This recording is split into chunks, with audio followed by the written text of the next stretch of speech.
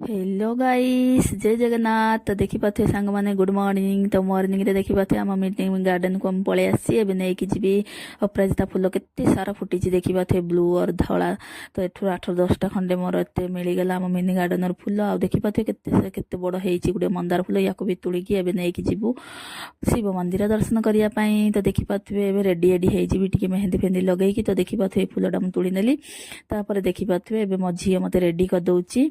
मु एबे हाथ रे मेहंदी लगौची कहीं चाइना मेहंदी लगौची। चाइना मेहंदी तो बहुत इजी जल्दी हो जाए पाची जाए। तो देखी पाते मो गेटअप टाइम ती किसी चाइना मेहंदी लगे हाथ रे गोड़ रे।